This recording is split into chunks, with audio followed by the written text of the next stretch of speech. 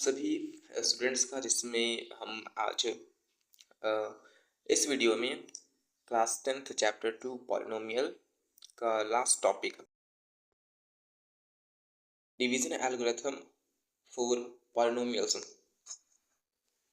Division algorithm for polynomials method को जानने वाले हैं। इस मेथड में हम हमें दो पॉलिनोमियल्स दिए जाते हैं जिसमें एक पॉलिनोमियल फॉर एग्जांपल अगर हम लोग कंसिडर कर सकते हैं एक पॉलिनोमियल पी एक्स और अनदर पॉलिनोमियल जी एक्स रहा और पी एक्स का जो डिग्री वो थर्ड डिग्री रहा और जी एक्स का जो वैल्यू जी एक्स का जो डिग्री रहा वो सेकंड या फिर फर्स्ट डिग्री का रहा।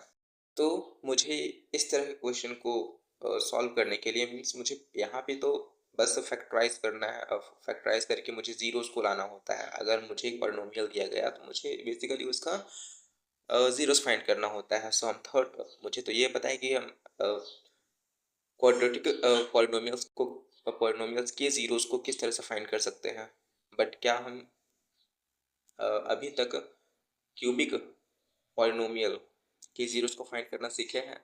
सो उसे हम इस वीडियो में सीखने वाले हैं। सो हम क्यूबिक पॉलिनोमियल को क्वाड्रेटिक पॉलिनोमियल में चेंज करके क्वाड्रेटिक पॉलिनोमियल का फैक्टराइजेशन करने के बाद हम जीरोस फाइंड कर सकते हैं। वो यूज़ इस तरह से होता है कि जब हमें कोई पॉलिनोमियल क्वाड्रेटिक पॉलिनोमियल दिया हुआ हो, सॉरी क्यूबिक पॉलिनोमियल दिया हुआ हो, for example x cube minus three x square minus x plus three. तो इससे हम क्या करते हैं, पहले पहले एक इसका एक फैक्टर हम लोग कंसिडर करते हैं और वो फैक्टर मुझे कुछ इस तरह से निकाला जा सकता है कि फॉर एग्जांपल यहाँ पे अगर हम मानते हैं कि x just this is an hit and trial method.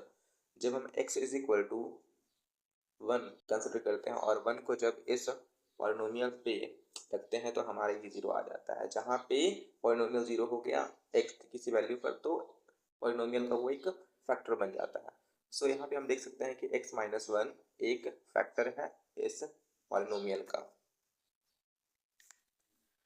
अब जब मुझे एक फैक्टर पता चल गया तो इस फैक्टर की हेल्प से जब हम डिवाइड इस फैक्टर की हेल्प से जब हम डिवाइड करते हैं इस पॉलिनोमियल को, दिए हुई पॉलिनोमियल को, तो मुझे एक क्वाड्रेटिक पॉलिनोमियल में एक अनदर फैक्टर मिल जाता है। क्वाड्रेटिक पॉलिनोमियल में एक अनदर फैक्टर मिल जाता है और हम इस फैक्टर को सिंपली फैक्टराइजेशन मेथड की हेल्प से इसे तीन फैक्टर में कन्वर्ट कर सकते हैं। जहाँ पे मुझे मेरा x माइनस वन तो हिडन ट्रायल मेथड से मिल गया है हमारा एक फैक्टर। उसके बाद जब इस पॉलिनोमियल को फैक्टराइज किया गया सो यहाँ पे मुझे x प्लस वन एक अनदर फैक्टर और x माइनस थ्री एक अनदर फैक्टर मिला। यहाँ पे ध्यान देने वाली बात है कि जब हम एक लीनियर पॉलिनोमियल को सॉल्व करते हैं तो हमें केवल x का एक सॉल्यूशन मिलता है। क्वाड्रेटिक पॉलिनोमियल को सॉल्व करते हैं तो हमें केवल दो सॉल्यूशन मिलते हैं। अगर हम एक क्यूबिक पॉलिनोमियल को सॉल्व करते हैं तो वहाँ पे थ्री सॉल्यूशन मिलते हैं। ये सारे डिग्री पर डिपेंड करते हैं कि जितना अधिक डिग्री होगा, जो जैसा डिग्री होगा वैसा नंबर ऑफ जीरोज मुझे मिलेंगे एक पॉलिनोमियल के अंदर। देखते हैं कि अब हम डिवीजन एल्गोरिथम का यूज़ करके अगर एक फैक्टर दिया हुआ हो तो हम उसका क्वाड्रेटिक टर्म या फिर क्वाड्रेटिक फैक्टर किस तरह से हम पता कर सकते हैं, या फिर एक क्वाड्रेटिक दिया हुआ हो तो उसका लीनियर टर्म किस तरह से पता कर सकते हैं।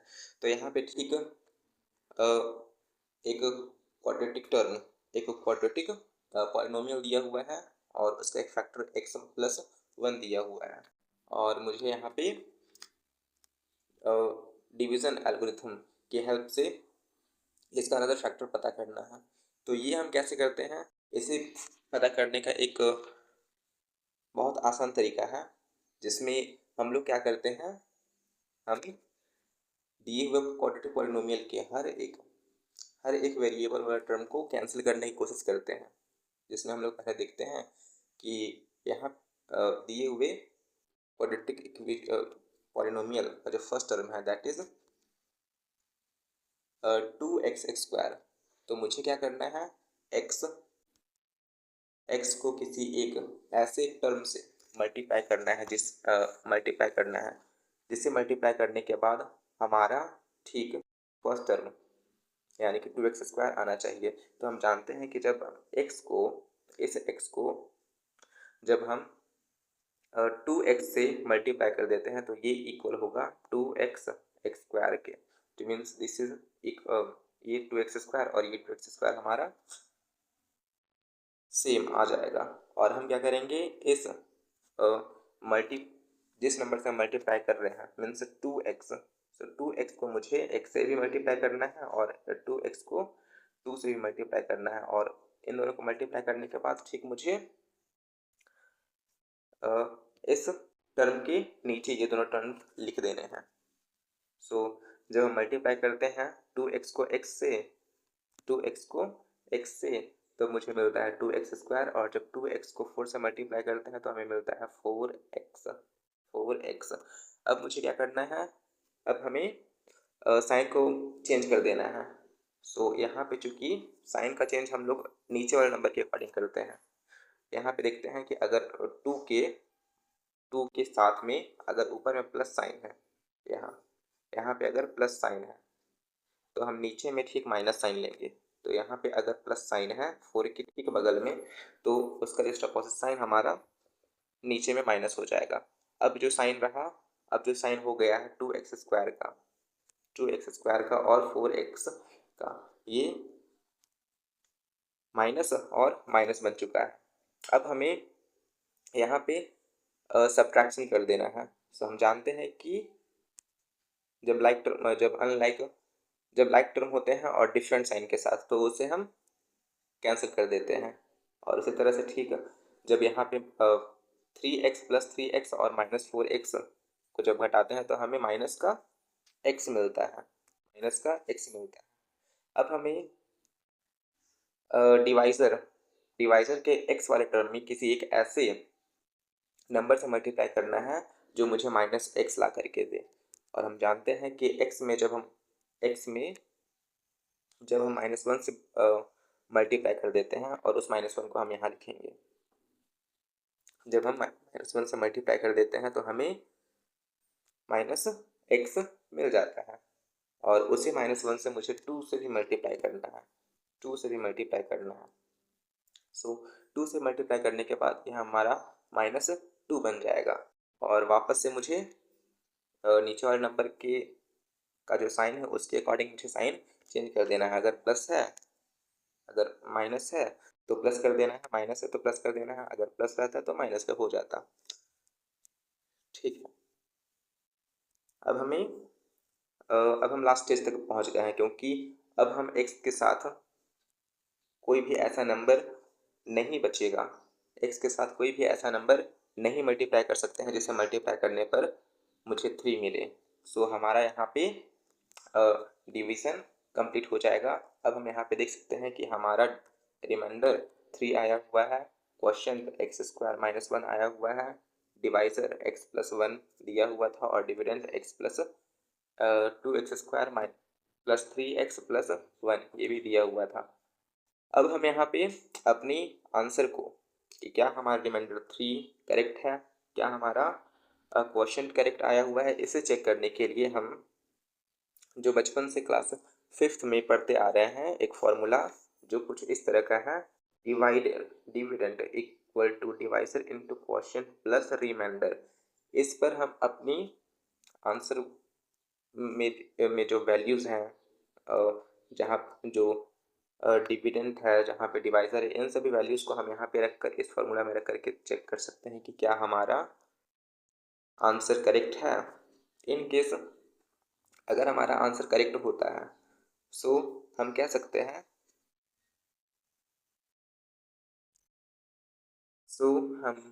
कह सकते हैं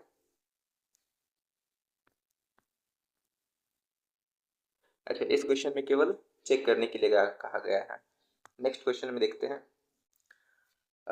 divide 3x³ 3x³ plus x square plus 2x plus 5 by 1 plus 2x plus x square. So यहाँ पे मुझे ठीक डिवाइजर डिवीजन एल्गोरिथम का यूज़ करना है। डिवीजन एल्गोरिथम हम अब लगभग जान चुके हैं कि इसमें क्या करना होता है। इसमें मुझे फर्स्ट टर्म को कैंसिल करते जाना होता है, और ये कैसे होता है, जब हम दिए हुए डिवाइज़र के फर्स्ट टर्म से हम किसी एक ऐसे नंबर को मल्टीप्लाई करें जिससे मल्टीप्लाई करने के बाद हमें लाइक टर्म मिल जाए, और साइन को चेंज कर देने के बाद, और जिस टर्म से हम एक्स स्क्वायर से मल्टीप्लाई करेंगे उसी टर्म से मुझे इन दोनों के साथ में मल्टीप्लाई करना है। तो ये प्रोसेस बढ़ता जाएगा। एक बार और इसे समझ लेते हैं अच्छे से। तो यहाँ पे हमें दिया गया है पॉलिनोमियल दिस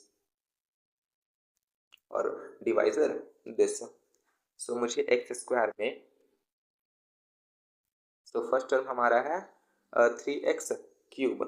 अब मुझे यहाँ पे ध्यान देने वाली बात है कि 3x³ में हम किस टर्म से एक्स स्क्वायर को किस टर्म से मल्टीप्लाई करें कि मल्टीप्लाई करने के बाद हमारा 3x x² आ जाए। तो हम यहाँ देख सकते हैं कि जब हम x स्क्वायर से x 3x को मल्टीप्लाई करेंगे तो हमें मिलेगा 3x³। और जब हम इस 3x से इन दोनों टर्म को भी यानी कि 2x प्लस 1 को मल्टीप्लाई कर देते हैं तो हमें ठीक नीचे वाला टर्म मिलेगा।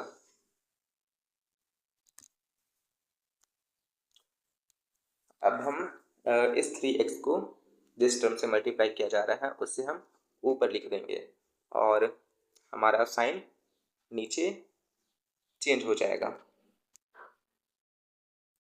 अब हम यहाँ पे सब्ट्रैक्ट करने का काम करेंगे, जहाँ पे लाइक टर्म और अनलाइक साइन हो गया वहाँ पे हम इससे कैंसिल आउट कर देते हैं। तो ये दोनों कैंसिल आउट हो जाएंगे और जब एक्स स्क्वायर में फिर 6x² को सब्ट्रैक्ट करेंगे तो हमें मिलेगा 5x स्क्वायर, और जब हम 2x में से 3x को सब्ट्रैक्ट कर देंगे तो हमें मिलेगा x और 5 को 5 एज इट इज़ राइट कर दिया गया है। अब मुझे एक्स स्क्वायर को किसी एक ऐसे टर्म से मल्टीप्लाई करना है जो मुझे 5x स्क्वायर लगे। तो हम जानते हैं एक्स स्क्वायर और एक्स स्क्वायर तो यहाँ पे लिखा हुआ है, बस मुझे -5 से मल्टीप्लाई कर देना है और उस -5 को हम ऊपर में राइट कर देंगे क्वोशंट में। और जब हम इस -5 से मल्टीप्लाई करते हैं एक्स स्क्वायर को तो मुझे 2x प्लस 1 से भी इस नंबर से मल्टीप्लाई करना पड़ेगा, और जब हम ऐसा करते हैं तो हमें ये नीचे वाले टर्म को टर्म मिलते हैं और वापस से साइन को चेंज करके मुझे यहाँ पे सब्ट्रैक्ट कर देना है। यहाँ पे लाइक टर्म और अनलाइक चार्ज हो गए, इसीलिए यहाँ पे हम इसे सब्ट्रैक्ट कर दिए और कट गया है, और -x और -x और +10x इन दोनों को जब सॉल्व किया जाएगा तो यहाँ पे हमारा 9x आएगा और +5 + 5 10 के इक्वल हो जाएगा।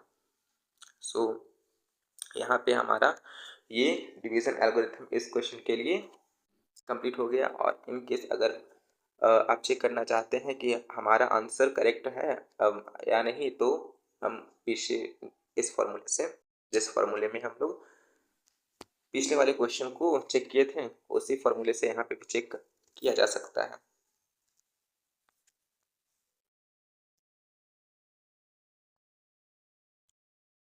देखते हैं example number 9। Find all the zeros of 4x² minus 3x³ minus x square plus 6x minus 2। यहाँ पे सभी जीरोस को फाइंड करने हैं जिसमें से कि दो जीरोस अगर दिए हुए हों, और वो दो जीरो है √2 एंड माइनस √2। सो यहाँ पे हम जानते हैं कि क्वाड्रेटिक पॉलिनोमियल हो, क्यूबिक पॉलिनोमियल हो, या फिर फोर्थ डिग्री का कोई पॉलिनोमियल हो, तो इस तरह के पॉलिनोमियल को हम यूजुअली सॉल्व करने के लिए, जीरोस को फाइंड करने के लिए फैक्टराइजेशन मेथड का यूज़ करते हैं। सो हम जानते हैं कि अगर हम क्वाड्रेटिक पॉलिनोमियल को जब हम सॉल्व करते हैं, मीन्स अगर हम सॉल्व करते हैं ax plus b x plus c, तो इसके यूजुअली दो फैक्टर्स निकल करके आते हैं, x प्लस ए और सेकंड x प्लस बी। अगर हम क्यूबिक पॉलिनोमियल को सॉल्व करते हैं तो उसमें से मुझे तीन फैक्टर निकल करके आते हैं। उसी तरह से अगर हम फोर्थ डिग्री का कोई अगर हम पॉलिनोमियल सॉल्व करते हैं तो वहाँ पे हमें 4 फैक्टर्स निकल करके आते हैं। सो यहाँ पे हम देख सकते हैं कि हमारा 2 फैक्टर दिया हुआ है। अगर यहाँ पे जीरोस दिया हुआ है तो हम इसे फैक्टर में कन्वर्ट कर सकते हैं। इट मीन्स अगर हम √2 हमारा एक फैक्टर जीरो दिया हुआ है तो इसे हम फैक्टर में लिख सकते हैं फोर्थ डिग्री के पॉलिनोमियल के लिए, दैट इज x माइनस √2, और अनदर फैक्टर हम ले सकते हैं x प्लस √2, और मुझे दो फैक्टर पता करने हैं। सो इसे हम कंसिडर करते हैं एक ही फैक्टर की तरह, और ये हमारा क्वाड्रेटिक फॉर्म में होगा, क्योंकि हमारा एक फैक्टर दो फैक्टर दिया हुआ है, तो हमारा जो थर्ड फैक्टर होगा अगर हम उसे एक सिंगल फैक्टर में लेना चाहते हैं तो वो हमारे क्वाड्रेटिक फैक्टर में आएगा। सो मुझे क्या करना है, हमें यहाँ पे इस फैक्टर को सॉल्व कर लेना है, और हम जब इस फैक्टर को सॉल्व करते हैं इसे जब हम ऐड कर देते हैं, मीन्स मल्टीप्लाई कर देते हैं, तो यहाँ पे मुझे कुछ इस तरह का फॉर्म मिलता है। जब चूँकि ये एक फॉर्मूला पे आना चाह रहा है, बिकॉज x माइनस √2 और x प्लस √2, ये a प्लस बी और a माइनस बी का a प्लस बी और a minus B equal to होता है ax square minus B square. जब हम इसे उस फॉर्मूला में रखते हैं तो हमें मिलता है x माइनस, जब हम फॉर्मूला a प्लस बी और a माइनस बी को देखते हैं तो इसका ये इक्वल होता है a square minus B X square. और ठीक इसी फॉर्मूला को जब हम लोग यहाँ पे रखते हैं, सो ये इक्वल होता है x माइनस √2 एक्स प्लस √2, ये इक्वल होगा x स्क्वायर माइनस 2x के। सो मुझे यहाँ पे एक फैक्टर मिल चुका है, और हम इस फैक्टर को दिए हुए फोर्थ डिग्री वाले पॉलिनोमियल से डिवाइड करेंगे, और जब हम इसे डिवाइड करते हैं डिवीजन एल्गोरिथम के हेल्प से, तो हमें यहाँ पे क्वोशिएंट कुछ इस तरह से मिलेगा और रिमाइंडर कुछ इस तरह से मिलेगा।